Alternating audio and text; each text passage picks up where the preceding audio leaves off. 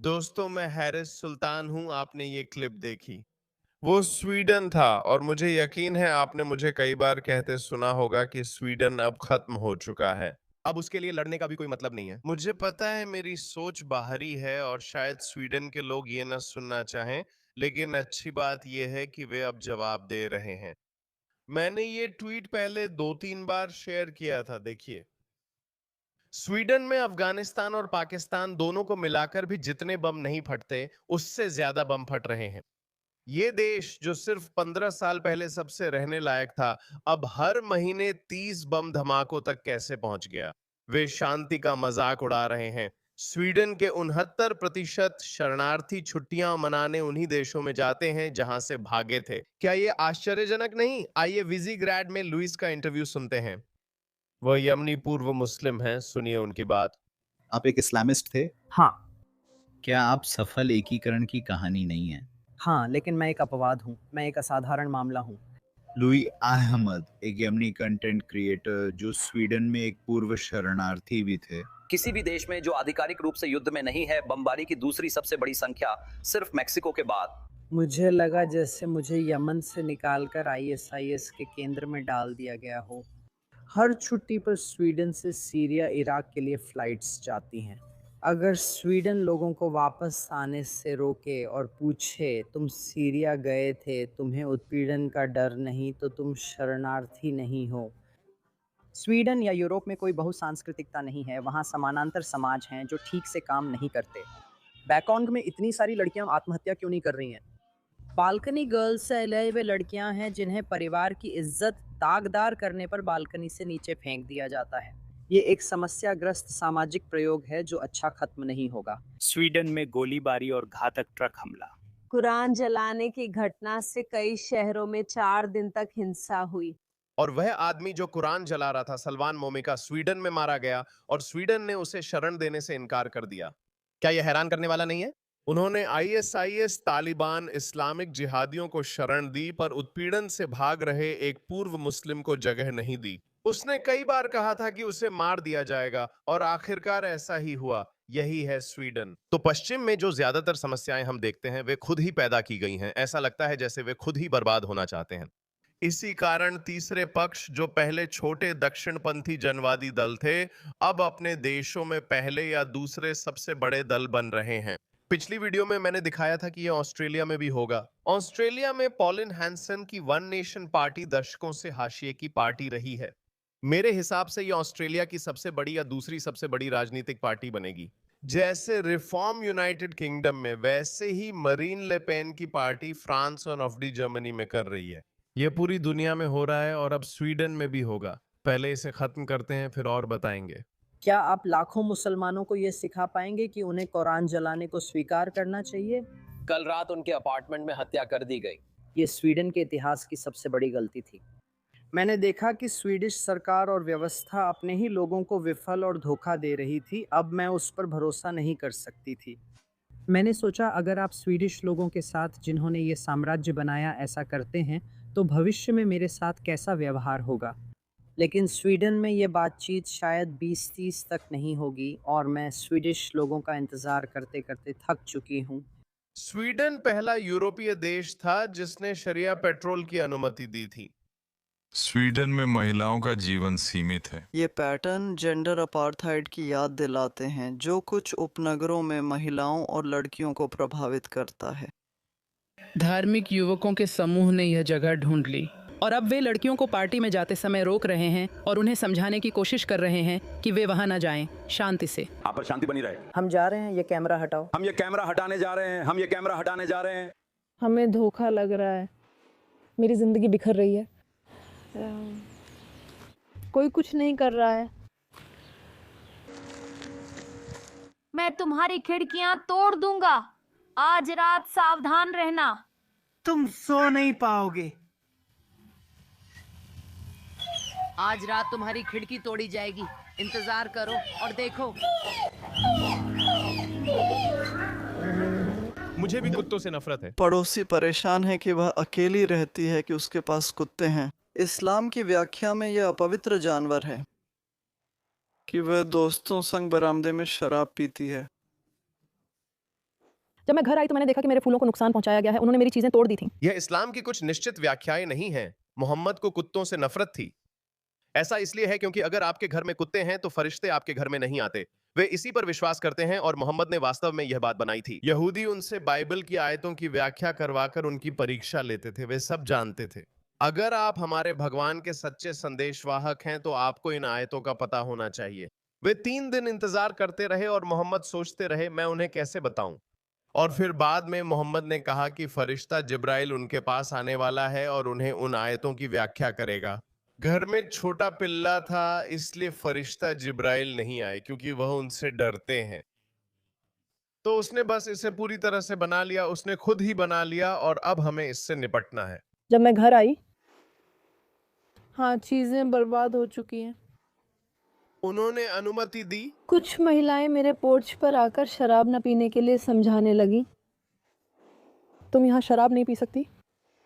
यह एक अभिशाप है।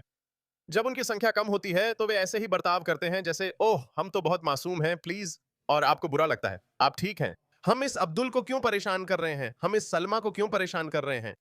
नहीं, लेकिन जब इनकी संख्या बढ़ती है तो यही करते हैं। उन्होंने मुझे कई बार यह समझाने की कोशिश की कि मुझे खुद के लिए एक पति ढूंढ लेना चाहिए। तुम्हें पति चाहिए तो मेरा भाई उपलब्ध है, लेकिन तुम्हें जाना होगा और बर्गर पहनना पड़ेगा। ये किसने कहा? ये बात मुझसे मर्दों औरतों ने कही थी। एक औरत ने, हाँ, नॉर्वेजियन औरत। शाम को काम करते समय सार्वजनिक जगहों पर बहुत कम औरतें दिखती हैं। बाय नंबर 4 मास्टरिंग आउट लगभग कोई नहीं था। स्कूल बस अल अजहर बस पड़ोस के प्राइमरी स्कूल के बच्चों को टेंटा और रिंकबी में स्कूल ले जाती है। छोटी लड़कियां बस के पीछे से और लड़के आगे से चढ़ते हैं। वैज्ञानिक डेविन रेक्सवेड इसकी तुलना 1950 के दशक में अलबामा की बसों से करते हैं। अश्वेत यात्रियों को पीछे और श्वेत यात्रियों को आगे बैठना पड़ता था। दुर्भाग्य से ये उपनगर हमारी जीती जमीन थी जिस पर अब हमारा नियंत्रण नहीं है। तो ये था स्वीडन, और हमने बार बार देखा है कि हमारे मुख्य धारा के राजनीतिक दल इन विदेशी शत्रुतापूर्ण आदिम बर्बर संस्कृतियों के आगे बार बार झुकते रहे हैं। पहले उन्होंने उन्हें अंदर आने दिया, फिर उन्हें अपनी समाज में छोड़ दिया और फिर अपने ही लोगों को भ्रमित किया, जिससे वे खुद को दोषी महसूस करने लगे कि वे इन लोगों को स्वीकार नहीं कर रहे हैं। यही है इस्लाम संक्षेप में। लेकिन जैसा कि मैंने अपनी पिछली वीडियो में कहा था, हमने लगभग हर पश्चिमी देश में एक नया चलन उभरते हुए देखा है। अब हम देख रहे हैं कि एक फ्रांसीसी पार्टी ऑस्ट्रेलिया में सबसे बड़ी या दूसरी सबसे बड़ी पार्टी बन रही है, पॉलिन हैंसन की वन नेशन। ये संयोग नहीं, यूके में रिफॉर्म में ऐसा देखा है। और यहां तक कि ग्रीन्स भी, मुझे ग्रीन्स पसंद नहीं है, लेकिन कुछ सर्वेक्षणों के अनुसार वे दूसरी सबसे बड़ी राजनीतिक पार्टी बन गए हैं। अब वे वामपंथ के असली प्रतिनिधि हैं, लेबर नहीं, और टोरीज पूरी तरह खत्म हो चुके हैं। हमने फ्रांस में मरीन ले पेन और जर्मनी में ऑफ्टी के साथ ऐसा देखा है। तो ये पूरी दुनिया में हो रहा है, तो स्वीडन में क्यों नहीं? मैं आपको स्वीडन डेमोक्रेट्स से मिलवाता हूं और बताता हूं वे कौन हैं। स्वीडन डेमोक्रेट्स दशकों पहले एक हाशिए की पार्टी के रूप में शुरू हुए थे, ठीक वैसे ही जैसे हम अन्य पश्चिमी देशों में कई दूसरी राजनीतिक पार्टियों को देखते हैं।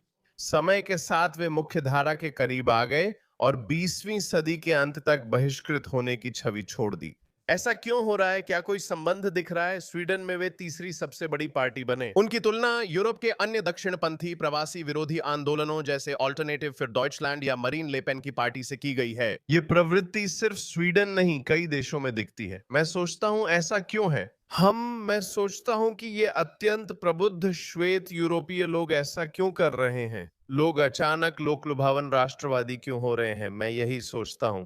इसका इन शरिया पेट्रोल से कोई संबंध नहीं है। वैसे भी एक अच्छी खबर है, 2022 के आम चुनाव में स्वीडन डेमोक्रेट्स को 20.5% वोट मिले और वे देश की दूसरी सबसे बड़ी पार्टी बने।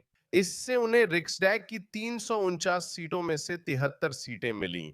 नतीजतन वे राजनीतिक अलगाव से निकलकर असली प्रभाव रखने लगे। 2022 के बाद वे टीटो समझौते के तहत एक सेंटर राइट गठबंधन का समर्थन करते हैं, तो 2025 के मध्य तक हालिया सर्वेक्षणों में उन्हें लगभग 20 से 23% मतदाता समर्थन मिल रहा है। मैं इस पर विश्वास नहीं करता क्योंकि ये सर्वे अक्सर दक्षिणपंथी पॉपुलिस्ट पार्टियों की लोकप्रियता कम और मुख्य धारा पार्टियों की लोकप्रियता बढ़ा चढ़ाकर दिखाते हैं। अगर यह संख्या 30-35% हो जाए तो हैरान न हो। और जब ऐसा होगा, बूम वही होगा, वैश्विकतावादी, मार्क्सवादी, इस्लामवादी नेतृत्व वाले विश्व व्यवस्था का अंत। तो मैं आपको डेनिस वेस्टबर्गर से मिलवाता हूं, जो स्वीडन डेमोक्रेट्स की नेता या नेताओं में से एक हैं। उन्होंने एक तीखा भाषण दिया जिससे कई लोग परेशान हो गए। ये वीडियो लंबा है, मैं इसे तेज करूंगा। मैं इस भाषण में स्वीडन के साथ हुई घटनाओं पर ध्यान देना चाहता हूं। मैं बात करना चाहता हूं कि स्वीडन दुनिया के सबसे सुरक्षित और समृद्ध देशों में से एक से बाकी दुनिया के लिए चेतावनी कैसे बन गया। लेकिन साथ ही या शायद सबसे महत्वपूर्ण बात यह है कि हम उस स्वीडन को कैसे वापस पा सकते हैं जिसे हमने खो दिया है। जब मैं उस स्वीडन के बारे में सोचता हूँ जो प्रवास और अराजकता से पहले था, जिसे शायद मैंने कभी अनुभव नहीं किया, मैं सोचता हूँ राजनेता इसे इतना कैसे बढ़ने दे सकते थे। मुझे अपनी पीढ़ी के लिए दुख है जिसे अराजकता में बड़ा होना पड़ा, और उस पीढ़ी के लिए भी जिसने देखा कि राजनेताओं के फैसलों ने देश को तोड़ दिया। मुझे गुस्सा आता है क्योंकि हालात ऐसे नहीं होने चाहिए थे, पर मुझे उम्मीद है क्योंकि स्वीडन डेमोक्रेट्स के पास स्वीडन को फिर से बनाने और सुरक्षित करने की योजना है। स्वीडन के साथ असल में क्या हुआ, देश के साथ क्या हुआ, जहां आप बिना ताले के दरवाजा छोड़ सकते थे और बच्चे पड़ोस में खेल सकते थे, जहां युवा लड़कियां देर रात मेट्रो से बिना परेशानी घर आ सकती थीं। उस देश को क्या हो गया जहां लड़कों की सबसे बड़ी चिंता स्कूल में खराब नंबर थी। फुटबॉल प्रैक्टिस से घर लौटते समय लूट या धमकी का डर क्यों। यह स्वीडन है जहां एक हत्या ने देश को हफ्तों हिला दिया। एक चीज जो हमें कभी नहीं करनी चाहिए वो है नए स्वीडन को स्वीकार करना। हमें ऐसी हकीकत को स्वीकार नहीं करना चाहिए जहां माता पिता अपने बच्चों को बाहर भेजने से डरते हैं क्योंकि गैंग्स ने मोहल्लों पर कब्जा कर लिया है। हमें यह स्वीकार नहीं करना चाहिए कि लड़कियां रात में आज़ादी से घूमने से डरती हैं, चाहे उनके हैंडबैग में कितने भी सेल्फ डिफेंस स्प्रे क्यों न हों। हमें बढ़ती एंटी स्वीडिश भावना को स्वीकार नहीं करना चाहिए, जिससे 8 साल के लड़कों को स्वीडिश होने पर अपमानित और लूटा जाता है। जब इस विकास के संभव होने, इसके घटित होने के बारे में चर्चा होती है तो पुराने दल चुप रहना ही पसंद करते हैं। इसका जवाब सरल है, पर कुछ लोगों को असहज लगता है। हमारे लिए यह बहुत स्पष्ट है। स्वीडन की यह स्थिति पुराने राजनेताओं और पार्टियों की वजह से है। उन्होंने आंखें बंद कर विविधता पर सुंदर बातें की जब वे उपनगरीय इलाकों से बाहर थे। हकीकत टूट रही थी। उन्होंने सीमाएं और अपने दिल खोल दिए, लेकिन जिन परिणामों को उन्होंने अंदर आने दिया उन पर पूरी तरह से आंखें बंद कर लीं। ऐसे लोगों को जिनके मूल्य और महिलाओं के प्रति दृष्टिकोण स्वीडन में स्वीकार्य नहीं हैं, बिना शर्त और सुरक्षा के अंदर आने दिया गया। लेकिन अब हम यहाँ हैं, और जानते हो क्या, अब हम जिम्मेदारी ले रहे हैं। हम उनकी गलतियों को सुधार रहे हैं। हम यह सुनिश्चित कर रहे हैं कि अब आपराधिक गिरोह सलाखों के पीछे जाएं और वहीं रहें। हम सुनिश्चित करते हैं कि जो स्वीडन का सम्मान नहीं करते उन्हें यहाँ रहने का अधिकार न मिले। एक बात हमें बहुत स्पष्ट रूप से कहनी है, ये सड़कें हमारी हैं, ये जमीन हमारी है। हमारे पूर्वजों ने देश को अपने हाथों, खून और प्रेम से बनाया। अब हमारी जिम्मेदारी है स्वीडन की सुरक्षा, स्वतंत्रता और भविष्य की रक्षा करना। यह हमारा देश है और हमेशा रहेगा। स्वीडन के लिए हमें एक और लड़ाई लड़नी है, और वह है इस्लामवाद के खिलाफ लड़ाई। कई वामपंथी, दक्षिणपंथी और उदारवादी राजनेता या तो गंभीरता नहीं समझते या इसका सामना करने की हिम्मत नहीं रखते। इस्लामवाद स्वीडिश समाज के लिए बड़ा खतरा है। क्योंकि चलिए ईमानदार रहें, प्रवासन ने केवल गैंग युद्ध ही नहीं लाए हैं, बल्कि इसके साथ एक ऐसी संस्कृति भी आई है जो यहाँ की नहीं है। एक धर्म जो अक्सर स्वीडिश मूल्यों से टकराता है। किसी को यह कहने की हिम्मत करनी होगी, इस्लाम का सभ्य दुनिया में कोई स्थान नहीं है। बस अगर स्वीडन मुस्लिम देश बन जाए तो वह वहां अपने सुनहरे बालों के साथ भाषण नहीं दे सकेगी। ये बिल्कुल सीधी सी बात है दोस्तों, हमें और किसी तरह के प्रयोग की जरूरत नहीं है। हर देश को देखो इस्लाम ने उस देश के साथ क्या किया है, हर एक देश के साथ, बिना किसी अपवाद के। असल में पश्चिमी देशों में मुसलमान अपने खुद के देशों से भी ज्यादा बुरा व्यवहार करते हैं। तुम जानते हो क्यों? क्योंकि वे एक समानांतर संस्कृति बनाते हैं और हमेशा खुद को स्थानीय लोगों के खिलाफ रखते हैं। वे इससे अच्छाई बुराई की लड़ाई मानते हैं, मानो इस्लाम को काफिरों पर जीत दिलानी हो। मैं आपको बता रहा हूं, ब्रिटिश पाकिस्तानी पाकिस्तान के मूल पाकिस्तानी लोगों की तुलना में कहीं ज्यादा खराब व्यवहार करते हैं, क्योंकि पाकिस्तान में वे अपने धर्म को लेकर उतने असुरक्षित महसूस नहीं करते जितना कि वे किसी काफिर देश में करते हैं। वे धर्मांतरण के लिए किसे मनाएंगे? पाकिस्तान में कोई दावत देने वाले क्यों नहीं घूम रहे? कुछ लड़के दावत देते हैं, बट मिडिल क्लास और एलीट को फर्क नहीं पड़ता। लेकिन जब आप उन लोगों को सभ्य दुनिया में छोड़ देते हैं तो कुछ लोग काबू से बाहर हो जाते हैं। तो नहीं, सिर्फ इस्लामिज्म ही नहीं, इस्लाम का भी किसी सभ्य देश में कोई स्थान नहीं है। स्वीडन ऐसा देश नहीं होना चाहिए जहां आप सड़कों पर महिलाओं को बुर्का पहने देखें, जहां शिक्षक घूंघट पहने या जहां मस्जिदें शॉपिंग सेंटर से भी बड़ी बनाई जाएं। स्कूलों में सुअर का मांस परोसना बंद न करें। पुलिस अधिकारियों को ऐसे कपड़े नहीं पहनने चाहिए जिनसे महिलाएं दूसरे देशों में भागी हैं, और मस्जिद बनाने की अनुमति नहीं देनी चाहिए। हमें असहज काम और यह कहने का साहस रखना चाहिए कि अब बहुत हो गया है। हम इस्लामवाद, प्रभुत्व की संस्कृति और स्त्री विरोधी दृष्टिकोण नहीं चाहते। हम ऐसे लोग नहीं चाहते जो बस में स्पीकर फोन पर बात करें, कक्षा में चिल्लाएं, बच्चों का खतना करें या पत्नियों को ढकने पर मजबूर करें।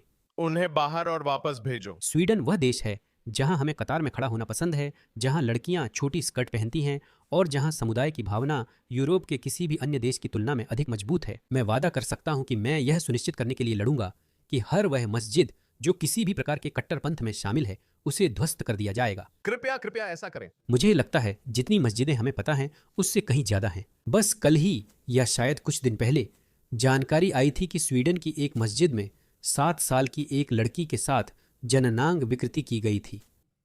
हमारे देश में ऐसी चीजें नहीं होनी चाहिए। और मैं आपको सच में पूरी तरह से वादा कर सकता हूं कि स्वीडन कभी भी बिल्कुल भी एक मुस्लिम देश नहीं बनेगा। हम युवा स्वीडन वासी यह सुनिश्चित करेंगे। मेरा संदेश साफ है। अगर स्वीडन को अपना देश मानना है तो आपको यहाँ के अनुसार ढलना होगा। आप पहली उपलब्ध उड़ान से जा सकते हैं। आपका स्वागत है। स्वीडन की रक्षा जरूरी है। अगर आप फ्लाइट का खर्च नहीं उठा सकते तो हम टिकट का इंतजाम करेंगे। 1 साल पहले मैं इसी मंच पर नवनिर्वाचित अध्यक्ष के रूप में स्वीडन पर बोल रहा था। तब दर्शकों में कुछ और लोग थे, क्योंकि वो शनिवार था और लोग उतने थके हुए नहीं थे। होटल के कमरे में लेटे लोग इसे बाद में सुन सकते हैं।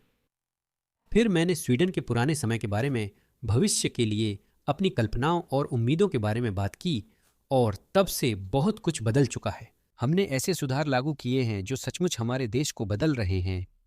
2022 से हमने घातक बंदूक हिंसा आदि की सजाएं बढ़ाई, गैंग अपराधियों की सजा दोगुनी की और बलात्कारियों के लिए उम्र कैद संभव की। हमने गैर जिम्मेदाराना आप्रवासन नीति पर लगाम लगाई है, जिसने देश को दशकों नुकसान पहुंचाया। अब शरणार्थी आप्रवासन अपने सबसे निचले स्तर पर है। निर्वासन बढ़ रहे हैं। हमने लाभ घटाए, आवश्यकताएं बढ़ाईं और पहले की बेकार नौकरशाही बाधाएं हटाई हैं। लेकिन हम यह भी जानते हैं कि काम अभी पूरा नहीं हुआ है और स्वीडिश आप्रवासन नीति में अभी भी बहुत कुछ बदलने की जरूरत है। इसका सबसे स्पष्ट उदाहरण हम सभी पढ़ सकते हैं। कुछ हफ्ते पहले 16 साल की माया ने अपनी कहानी साझा की, जिसे मैं आपसे साझा करना चाहता हूँ।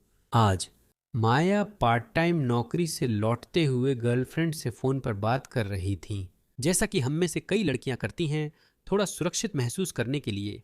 लेकिन जब वह घर जा रही थीं और अंडरपास में दाखिल हुईं, तो कुछ अकल्पनीय हुआ। एक आदमी उनके पास दौड़ता हुआ आया, उन पर हमला किया और उनका बलात्कार किया। फ़ोन पर माजे की गर्लफ्रेंड है जिसने हमले के कुछ हिस्से देखे। मीडिया के अनुसार वह आदमी यजीद मोहम्मद है, जो इरिट्रिया से आया एक अकेला प्रवासी है। पुलिस ने यजीद मोहम्मद को तब गिरफ्तार किया जब वह हमले के कुछ दिनों बाद माजे के स्कूल में दिखाई दिया। उसे पकड़ा गया है, लेकिन बाद में जिला अदालत में मजबूत सबूतों के बावजूद बरी कर दिया गया।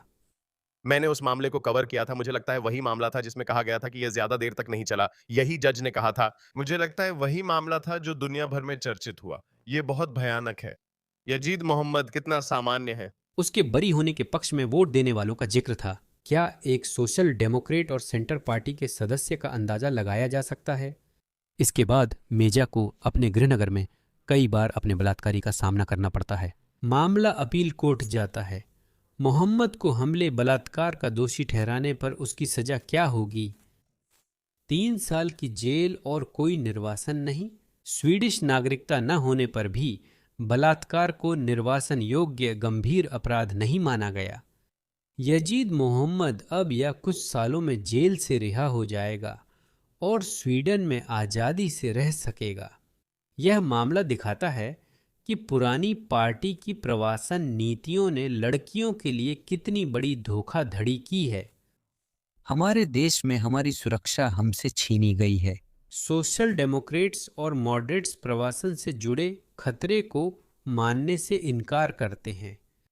मुझे उम्मीद है कि आप यजीद मोहम्मद और स्वीडन के अन्य विदेशी बलात्कारियों से शर्मिंदा हैं। मैं कहना चाहता हूं कि जब स्वीडन डेमोक्रेट्स 10 महीनों से भी कम समय में सत्ता में आएंगे तो आपको निष्कासित कर दिया जाएगा, चाहे आपके पास स्वीडिश नागरिकता हो या नहीं। क्योंकि हम अगला चुनाव जीतने वाले हैं और जिमी एकेसन की जगह प्रधानमंत्री के रूप में सुनिश्चित करेंगे। लेकिन यह खुद नहीं होगा। इसके लिए ताकत, प्रतिबद्धता और विश्वास चाहिए, और ये ताकत हमारे अंदर है, क्योंकि हम युवा स्वीड्स न केवल स्वीडन का भविष्य हैं बल्कि आंदोलन के इंजन भी हैं। हम वह पीढ़ी हैं जो अपने देश के बिगड़ने पर चुप रहने से इनकार करती है, वह पीढ़ी जो स्कूलों में, चौराहों पर, बहसों में और सोशल मीडिया पर लड़ाई लड़ेगी।